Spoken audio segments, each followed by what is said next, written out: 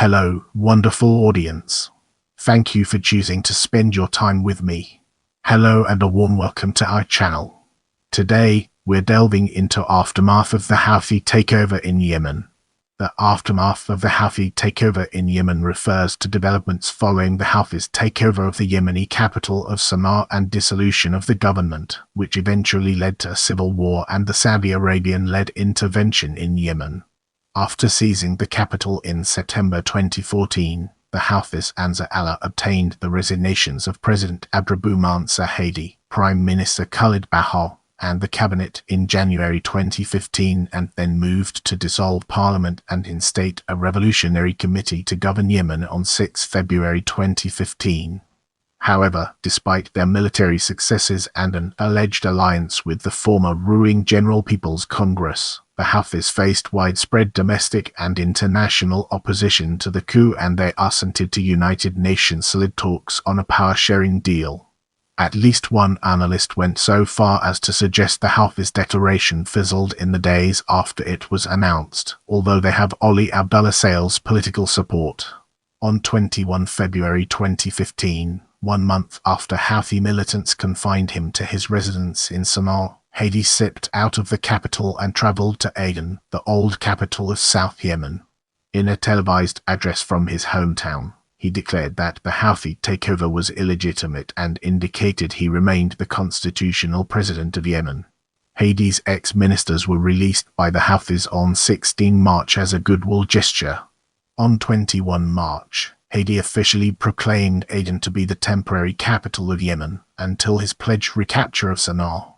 Within days, however, a Houthi-led military campaign wrested much of southern Yemen from Hadi's loyalists, prompting Hadi to flee his presidential palace in Aden and Saudi Arabia to launch airstrikes against Houthi positions throughout the country. Get ready for an enlightening exploration as we dig into background and understand its role in the broader context. The Houthis took control of much of northern Yemen by mid-2014. After President Hadi announced an unpopular cut to fuel subsidies, Abdul Malik al-Houthi called for demonstrations. In September 2014, the protests gave way to full-blown fighting between Houthi militants and army forces loyal to General Ali Mohsen al-Omar in the capital city of Sana'a. The Houthis achieved a swift victory, forcing the government to the bargaining table.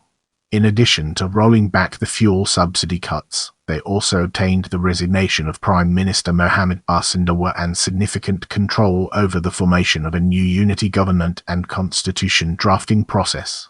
In January 2015, Houthi forces assaulted the presidential palace and private residence of Hadi, placing the president and his ministers under virtual house arrest while demanding further concessions. Hadi and his cabinet resigned on 22 January. 3 weeks later, on 6 February, the Houthis declared the House of Representatives defunct and named a revolutionary committee led by Muhammad Ali al-Houthi as the acting authority in Yemen. With the foundation laid, let's embark on a journey into cross-factional talks. UN envoy Jamal Benhammer mediated talks between the Houthis and other major factions in Yemen after the constitutional declaration. However, the talks were hampered after delegates from the Nasrist Unionist People's Organization and al-Islah reportedly walked out, claiming they were threatened by a Houthi representative. Benhammer announced a tentative agreement on 20 February that included the continuation of the House of Representatives and the formation of a People's Transitional Council that would represent Southerners, women, youth, and other minority groups. On 28 February, the Southern movement pulled out of negotiations on a political solution to the crisis. Hadi suggested moving the talks to Riyadh, the Saudi Arabian capital, instead of continuing to hold them in Houthi-controlled Sana'a. However, the Houthis and GPC rejected the idea. After Hadi refused to participate in the UN talks while the Houthis held Sana'a on 4 March, Houthi fighters seized the headquarters of the National Dialogue Conference, which Hadi had ordered to relocate to Aden. Now, let's dig deeper into captive government officials and unveil the hidden treasures it holds within. On 16 February, former Yemeni President Ali Abdullah Saleh's General People's Congress (GPC) said it would accept the Houthi decree dissolving parliament. The same day, Benama and Nadia al-Sakaf reportedly visited Hadi, still under house arrest in Sana'a. Hadi escaped Sana'a and fled to Aden 5 days later. On 22 February, the Houthis ordered ex-Prime Minister Khaled Bahah and the cabinet to return to work, but they refused. The group threatened to place them under arrest and criminally charged them if they did not change their minds. The Houthis also reportedly tried without success to get the House of Representatives to meet and formally approve Hadi's resignation. The GPC said it would not call for a vote on the resignation, while some smaller parties asserted that without parliamentary action, Hadi remained the constitutional elected president. The Houthis called Hadi a fugitive from justice and said he had lost his legitimacy to act as president. Both the Houthis and the GPC said they rejected Hadi's claim to be the legitimate president, despite a letter he sent to Parliament formally rescinding his resignation. On 10 March, Ali Abdullah Saleh, the chairman of the General People's Congress, harshly criticized Hadi at a news conference in Sana'a. Saleh accused Hadi, his former vice president, of destroying the country and urged him to go into exile. Mahmoud al-Subaihi, Yemen's defense minister, escaped from house arrest in Sana'a and traveled to Aden in early March. Bahah and his ministers were eventually released in a goodwill gesture on 16 March, although Bahah said he would not resume his post as prime minister. In the next segment, we'll be exploring in Aden and its implications for our subject matter. A number of members of the dissolved parliament met in Aden on 15 February and declared it to be Yemen's new capital due to the occupation of Sana'a. They also called on the Gulf Cooperation Council to intervene with force against the Houthis. The leaders of the Aden, La'i, and Mari governorates declared a joint administrative, security, and political leadership opposing the Houthi takeover. Fighters under the command of Hadi's brother Nasser claimed to have seized Aden's TV station and several government buildings in the port city by 16 February, although Governor Abdulaziz bin Abdullah denied the station had been taken over. Hadi, the former president, reportedly traveled to Aden on 21 February. It was not immediately clear whether he evaded house arrest or was allowed to leave for the first time in a month, with some reports indicating that he escaped in one telling. He disguised himself as a woman and stowed away on a food truck, while in another, he was freed by special force and others suggesting he was released as part of an agreement between the Houthis and other factions. Upon arriving in Aden, Hadi gave a televised address condemning the coup and saying all Houthi actions since 21 September 2014 were invalid and unconstitutional. He delivered the address under the title of President. In his speech, Hadi called for a resumption of the National Dialogue Conference in either Aden or Taiz, cities outside the Houthi zone of control. The following day, he met with several southern governors. Bin Abdullah said after the meeting that Hadi's intention was to lead from Aden and receive foreign delegations. An aide to Hadi said in early March that Hadi considered Aden to have become the country's capital after the Houthis occupied Sana'a. Hadi was soon joined by Defense Minister Mahmoud al-Subaihi, who abandoned his position as chairman of the Houthi-imposed Supreme Security Committee and decamped from Sana'a.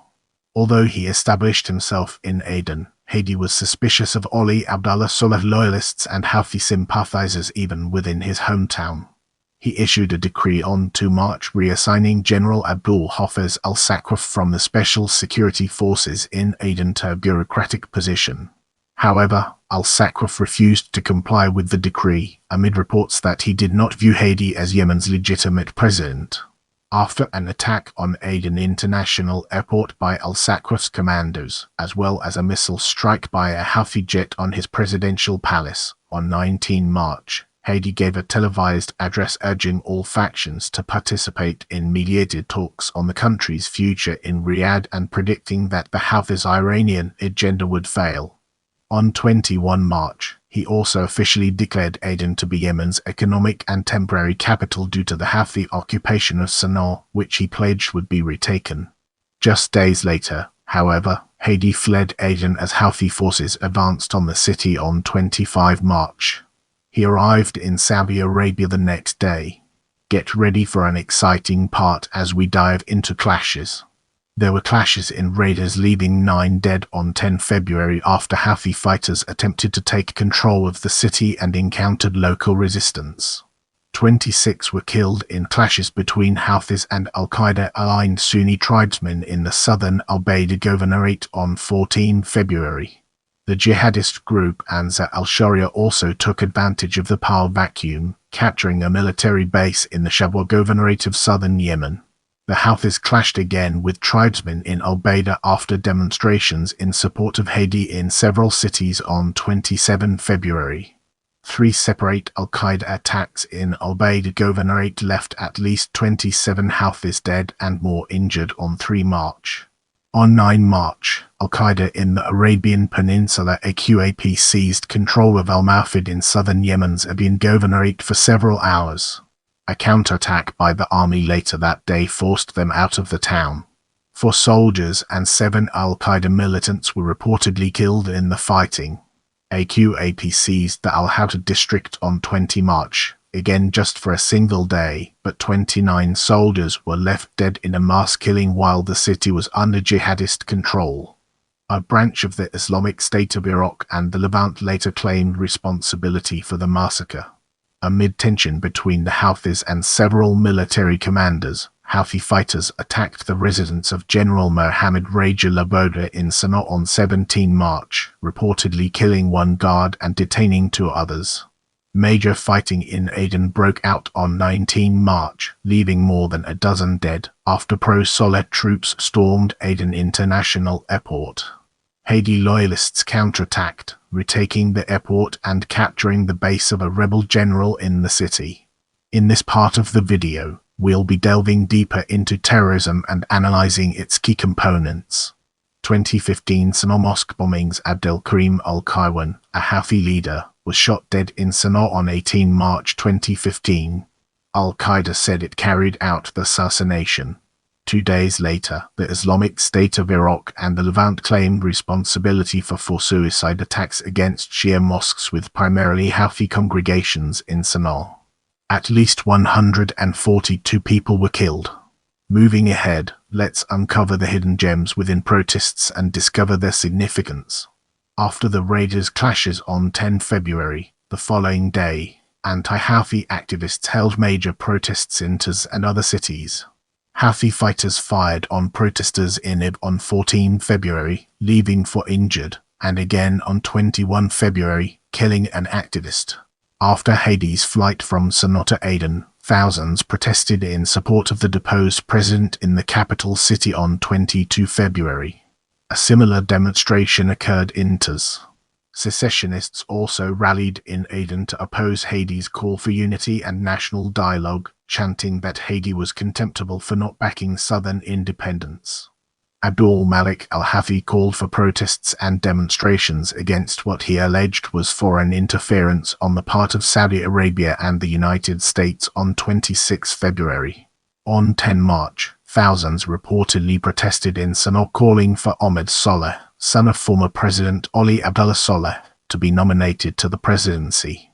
A similar demonstration was held on 13 March, after pro-Saleh vehicles with loudspeakers reportedly broadcast messages throughout Sana'a urging residents to come out in support of Ansar Allah for the preceding 2 days. Now, let's dig deeper into opposition and unveil the hidden treasures it holds within. International reactions to the Houthi takeover were generally negative, with the Gulf Cooperation Council, Arab League, European Union, United States, and United Nations all criticizing the coup. The United States and United Kingdom moved swiftly to close their embassies and evacuate their ambassadors. France, Germany, Italy, Japan, the Netherlands, Saudi Arabia, Spain, Turkey, and the United Arab Emirates followed suit. The United Nations Security Council unanimously adopted a resolution deploring the Houthi takeover and demanding that the group relinquish control of the government on 15 February 2015, although it stopped short of offering military force. The GCC warned that if the UN did not act forcefully, its members would take measures which enable them to maintain their vital interests in the security and stability of Yemen. A Saudi delegation met with Hadi on 23 February, days after his escape to Aden. Aides to Hadi said the delegation informed him that Riyadh continued to recognize him as president. The GCC also called on the Yemeni people to support Hadi against the Houthis. Hadi also met with the GCC delegation, including Secretary General Abdulatif al-Zayani.